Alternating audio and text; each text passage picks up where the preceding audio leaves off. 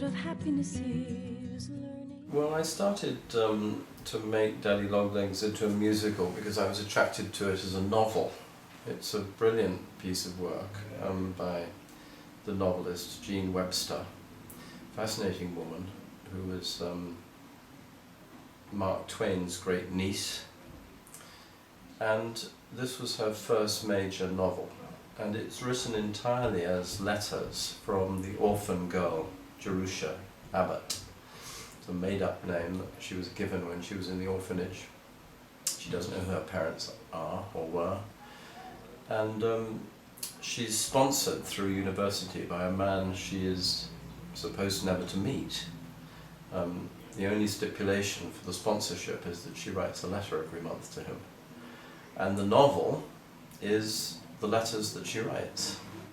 So it's a very simple process. You never meet or you never hear the words of any other character in the novel other than Jerusha's words.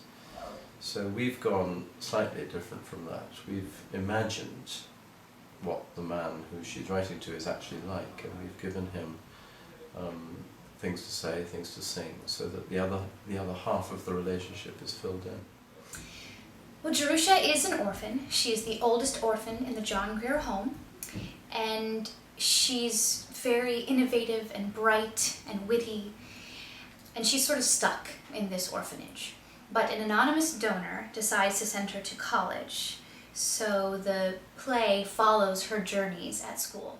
Jervis Pendleton is a trustee of the John Grier home, where the other character, Jerusha, is a resident, because it's a nice way of putting it. And he's basically a philanthropist, a wealthy, well-to-do man who spends his money on people less fortunate than he is. And I guess you could say takes a chance on a girl who has written something that moves him, and he thinks she's someone that could become a writer, and he decides he's going to pay for her to go to college. The reason this story is so interesting is that the other character is a sort of mirror image of the girl. He's a very rich man.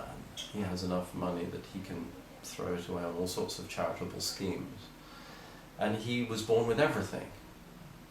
Jerusha was born with nothing, and Jervis was born with everything. And he has to learn how to get on in life with nothing, when how to survive emotionally, how to grow up as a person in spite of being given absolutely everything for free in life. And Jean Webster's point is that it's just as hard to make that journey. He doesn't truly understand what's going on deep inside of him, and she sort of brings that out of him, which I think is pretty fascinating and pretty lovely story to tell. I think with all musicals, the first job that you do is to decide which bit of the story can be made into song. Unless you're singing through the whole thing, unless you never stop singing, like in the sort of big epic musicals like Les Miserables, where nobody ever says anything. It's all sung. But this is very much a book musical. So the first task of a composer is to decide which bits of the story can be sung, and which bits can be made into really storytelling songs, and which can be made into real ballads, which can be real torch songs, which songs are in light-hearted major key, which songs are in a minor key. And those are all decisions that Paul Gordon had to take when he was first embarking on the composition of it. I read it and I thought it was so clever and so sweet and something worth musicalizing. And John allowed me to take the first pass at it, which I sometimes do when we work together, which means that I would create the script and the score as I went along. And then of course once I did that, I would give it to him and he would change everything. And then he'd ultimately write the book, as he has. But I really found the material endearing and very inspiring to work on. It's extraordinarily beautiful, and I'm most excited about it because my parents gave me my first copy of Daddy Longlegs when I was 10 years old, and it became a favorite of mine throughout my teen years. So to see it fully realized right now is spectacular, and to see what Paul Gordon has done with the music to bring it a real contemporary feel to it, as well as keep the turn of the century elements with it in terms of the different musical styles, I think is just wonderful, and it's fresh and beautiful, and I'm loving it. I started by just writing proper songs, sort of standalone songs. And, you know, I wrote a lot of the musical on piano, and some of it is very what I would call in a musical theater style. But I got kicked out of my house for a couple of weeks because it was getting fumigated. And the insurance company put me up in a hotel, and all I had was my guitar. And I was right in the middle of writing Daddy Longlegs. And so I started writing some of the songs on guitar because that's all I had access to. So some of them became even more pop, or there's even like Graduation Day, we rehearsed it today with the band for the first time. It's a little bit rock and roll. But everything sort of feels like it belongs together. And so the instrumentation is sort of taking it out of the traditional musical theater context and placing it into more of a pop idiom in a particular way that we'll all discover whether it works or not. There's so much humanity in Paul's writing, and he really has a hold on like the human heartstring, I think. Strings. I suppose what it says to a modern audience is what it's always said to its readers ever since it was written. It's a story about personal growth.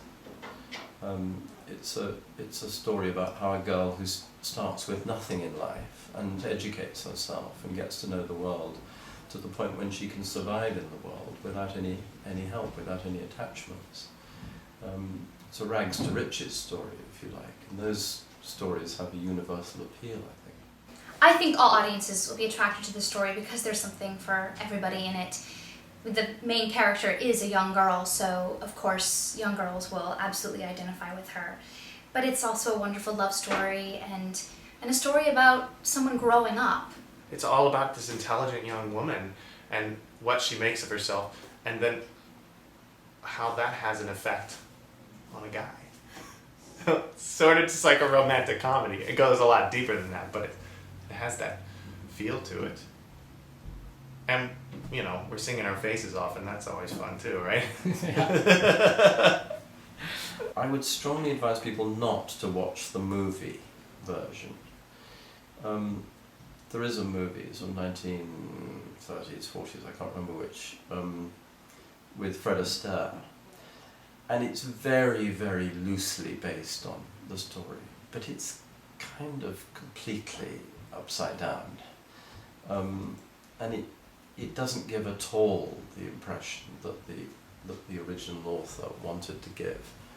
It's really an excuse to show off the talents of Fred Astaire in it, and so don't feel if you want to mug up on the story that you should see the film, because actually you shouldn't see the film. Read the book if you have to, but even that, you don't have to do that, just come along. It's incredibly simple to understand. It doesn't need any preparation. The secret of happiness is clear. The secret of happiness is near. The secret of